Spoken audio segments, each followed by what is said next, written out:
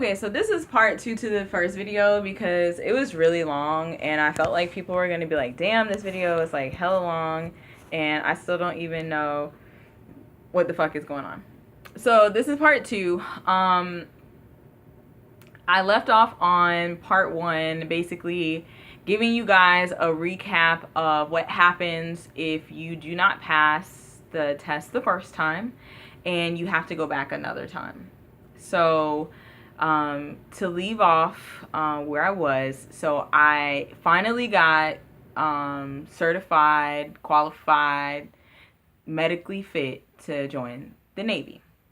All right, so once you're done with that, this is the whole video. This is what the whole thing is about. Like everything you do up until this point is about this next moment. You go to speak with a classifier.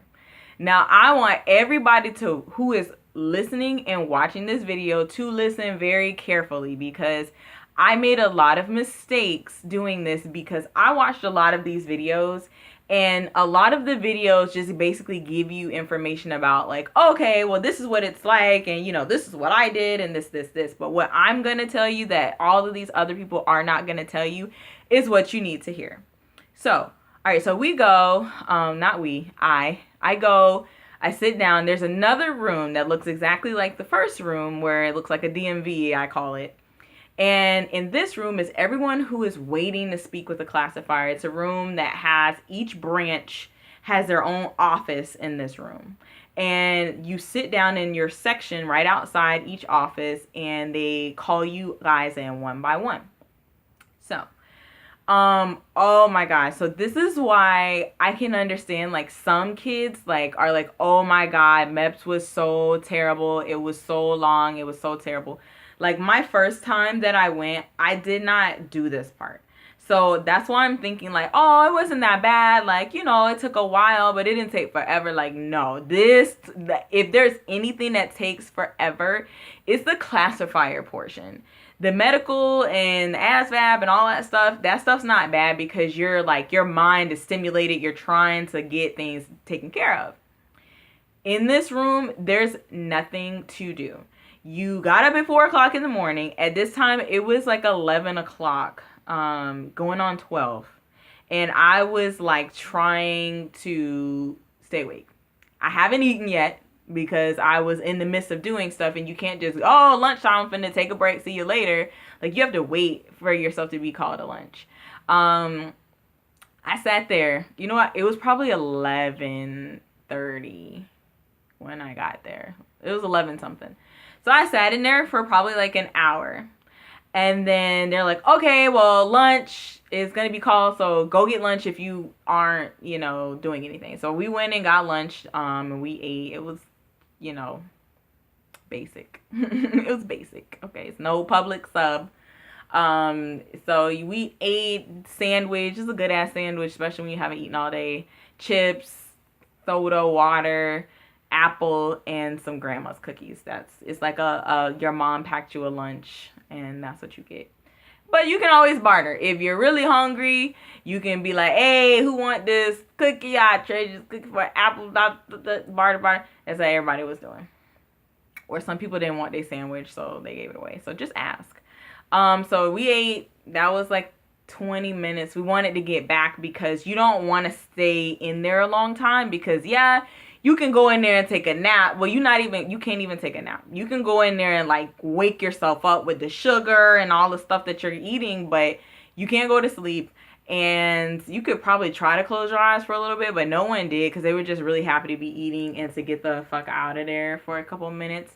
So I hurried up and got back because I wasn't trying to have other people getting called while I'm sitting in there chewing on a sandwich. Like, I wanted to get out of there. So I went back, sat down.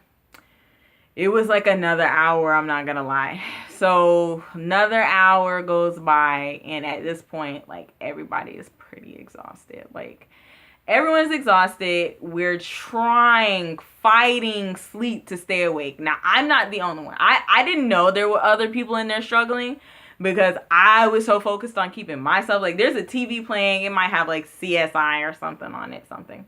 There's magazines you can look at, but they're like military magazines that have like stuff that's not that interesting. They're like old magazines from like 50 years ago or some shit. So we're like, okay. Everybody's foot's tap, tap, tap, tap, tapping. Everybody trying to stay awake. Whoo, get up, go get some water, come back. I got up 2 times, went to the bathroom, splash, splash, splash. You know, did a little dance, tried to keep myself awake, get the blood flowing again or whatever. So I come back, sit down, maybe another 30 minutes. So while we're sitting there, this is why it's important to stay awake. We're sitting in there, and all of a sudden, like, I look back, and there are a couple people, their heads were nodding. So I'm like, oh, Lord, they better wake the hell up. They better wake up. So it was this black kid. His head was nodding, and so one of the army guys, I think he was an army guy. The army's going to get your ass, so don't be caught lacking. He's like, wake up. Yeah, positive living here. Get up and go get some water. So he like jumps up and he like goes to get some water or whatever. So we sit in there again. So now everybody like, oh Lord, now we really can't go to sleep because one of us done got caught and it ain't gonna be pretty this second time around. Another 30 minutes go by. Now we're like, woo, like it's bad, yo, like it's so bad. We was trying so hard to stay awake. So one kid, he's done. He couldn't fight it any longer. So he's nodded off.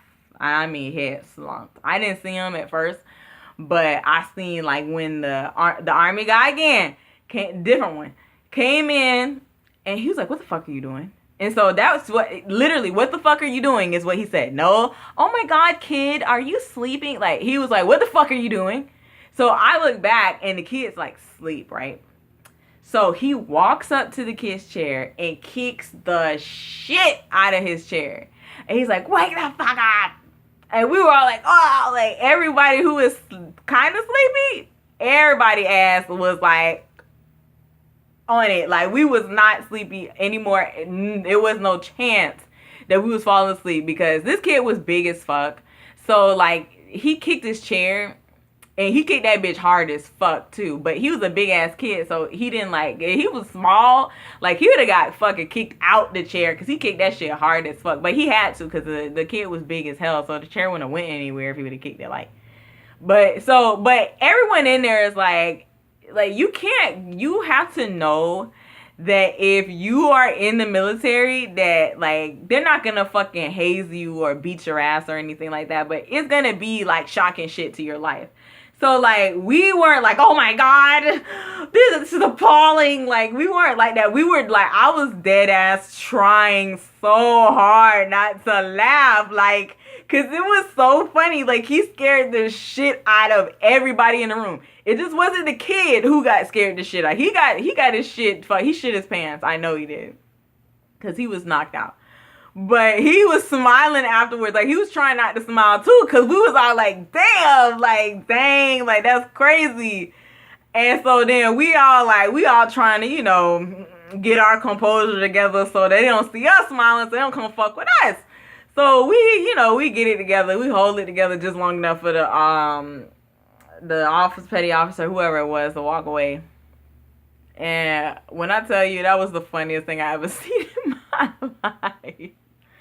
That shit was so funny, dude, because, like, everybody in there jumped. Everybody. Because I think they saw that we were all falling asleep. So he had to do something to shock everybody in the room to get us all, like, back at attention. So that was just a funny little story. So, okay. So after that, now, that kind of got things going. So after that, I went maybe like another 15 minutes and I got my name called. So happy to get my name called. Like, yes, finally. So I go in there. And what did they ask me? I go in there and I meet with one guy. And he's like, okay, well, what are some things that you want to do? What are some jobs that you're interested in? Okay. And pause.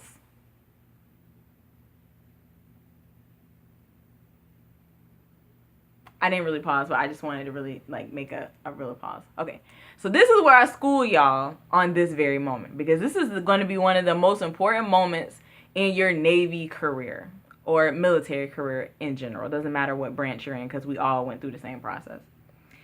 When you go into this room, now, I don't know if you guys are like me. I'm a Virgo. I don't really know if that has anything to do with it, but it does, because we're very, like, very precise. We like to know what we're getting into. We like to do a lot of research. We like to be very informed.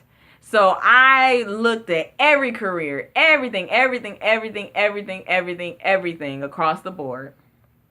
I don't know what I want to do. I feel like, when you have all these possibilities that you could get into, you're like, well, I don't know what I want to do.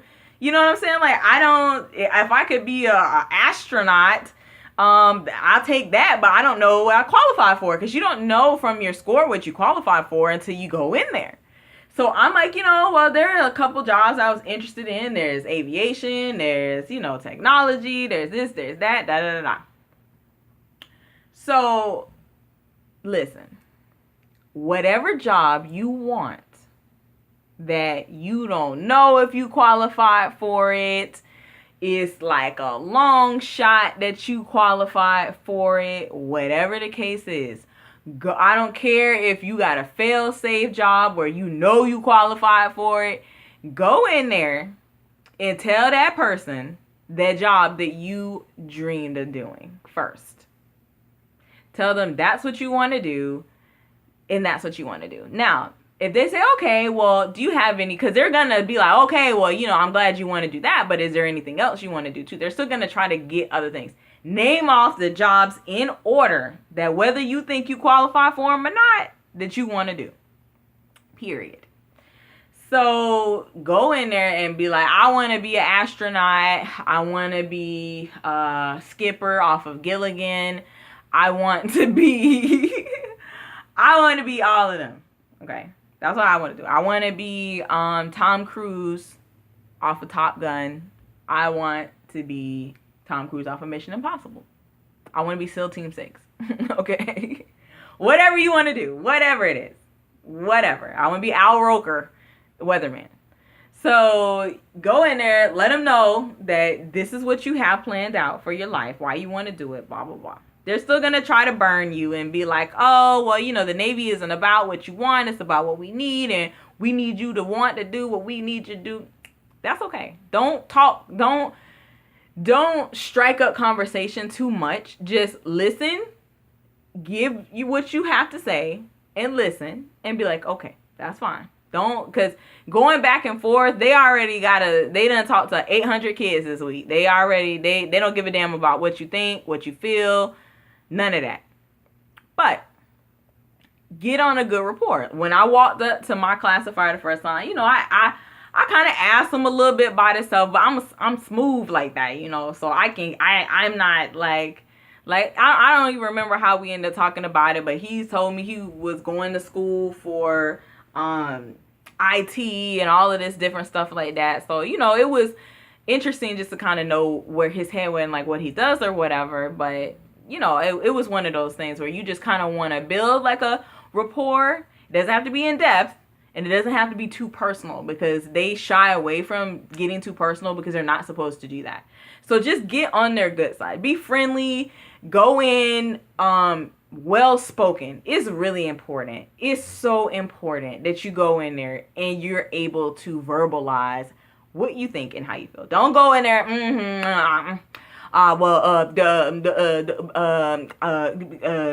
don't go in there sounding like you don't know how to speak. Because if you don't sound smart, it don't matter what jobs you qualify for. They're going to give you a shit ass job because you can't even talk to them. You can't speak. So if you can't communicate, you're not going to do very well in anything that is of, that's of any kind of substantial jobs, because you got to be able to communicate in a lot of these jobs because you're working with so many different people.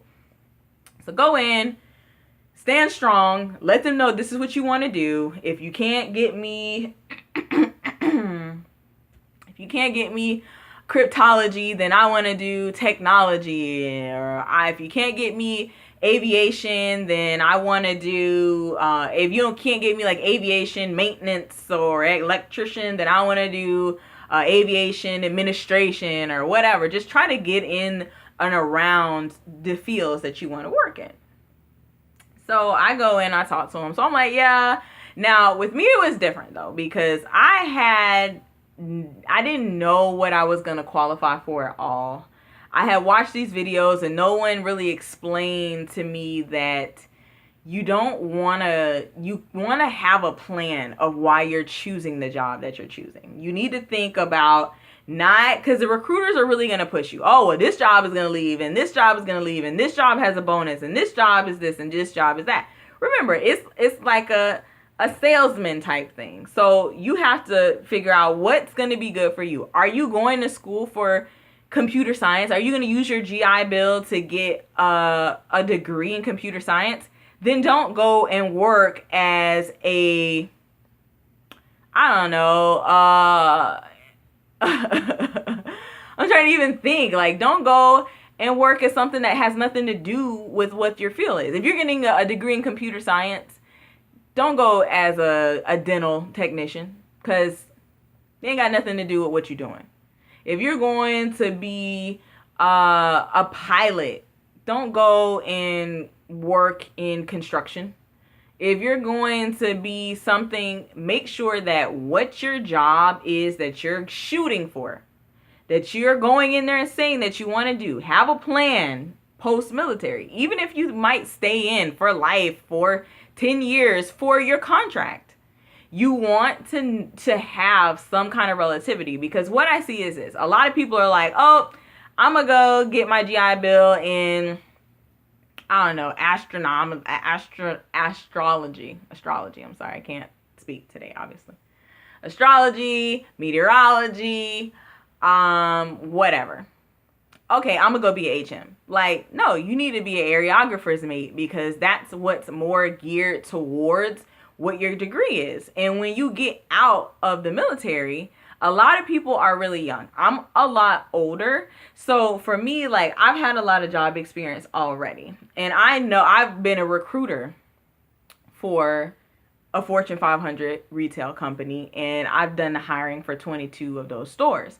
So I know that when a person looks at your resume and what you've done, they want to know, okay, you got the education. That's great.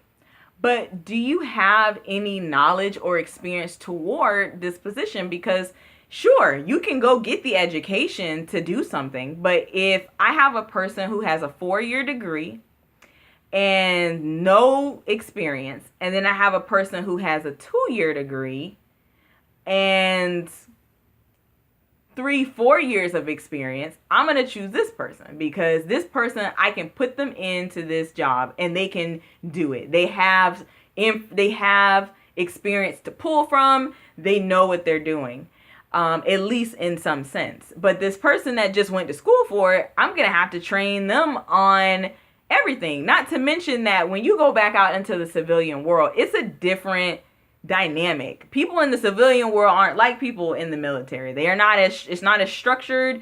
You have to be able to adapt to that environment after coming out of such a structured environment. That is also something that recruiters are going to look for in the jobs that you're going to apply for once you get your degree in whatever it is that you want to do. So make sure that whatever you choose with this, whatever you tell him is, or him or her, is something that is relative to your future goals and plans for your life. I don't care if it's something you don't think you could do.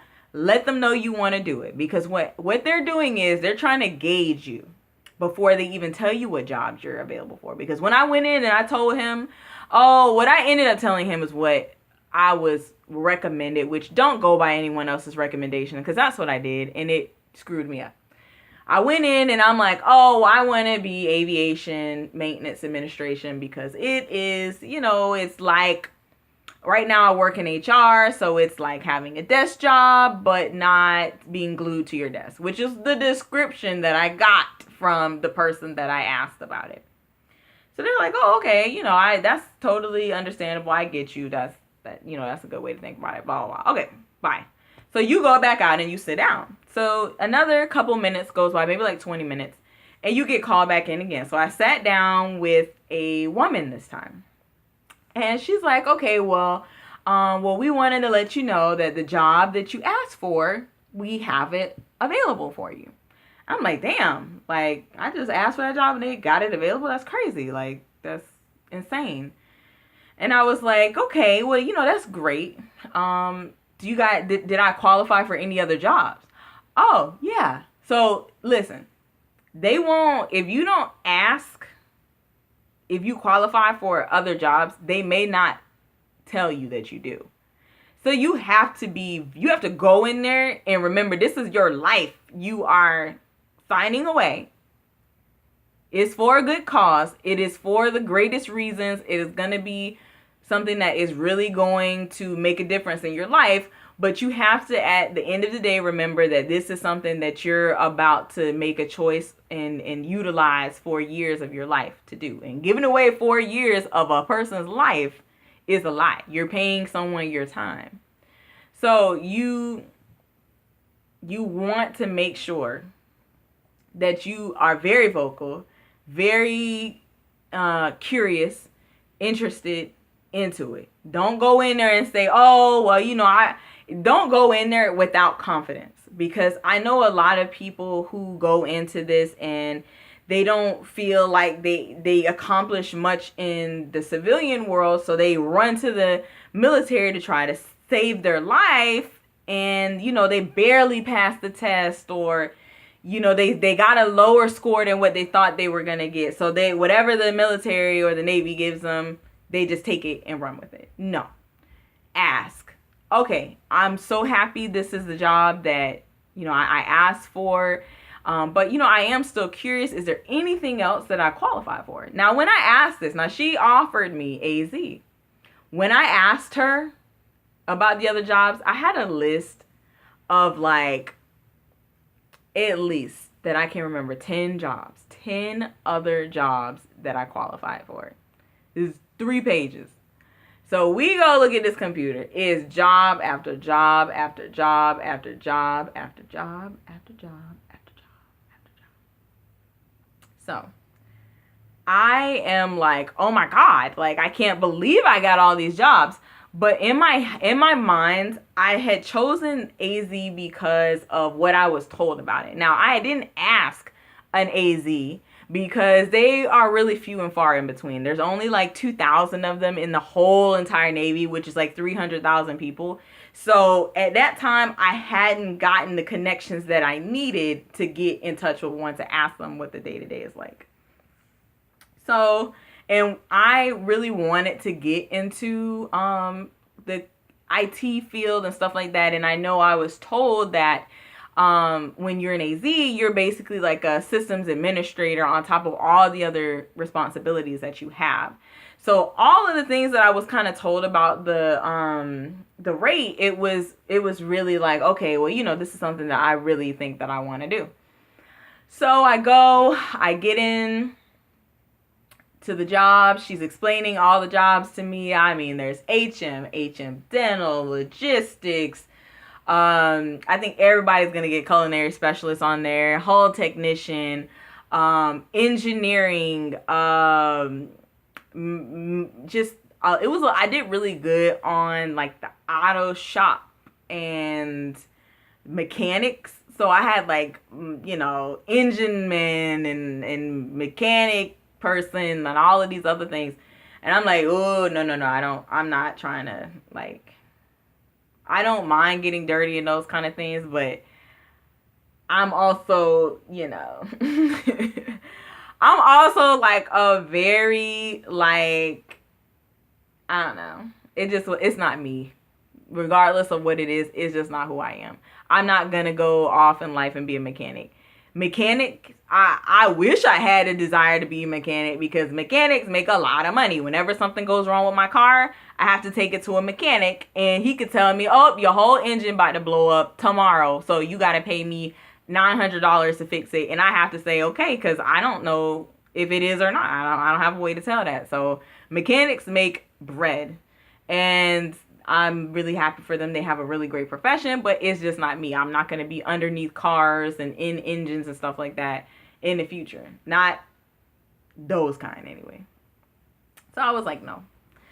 So I was like, you know what? I'm going to just go ahead. I was going to choose HM, but the the horror story. So they're gonna try to talk you out of certain things. Like I was like, oh, well, I'm really thinking about HM, and they're like, oh, well, you know, HM is really overmanned, and it's really hard to rank up, and it's really hard to do this, and it's really hard to do that. But you gotta remember, like, people is like he say, she say. Like, I got deterred from choosing HM because this person just, you know, yes, HM is overmanned because everyone chooses HM because they don't want to do anything else. All the females want to do HM.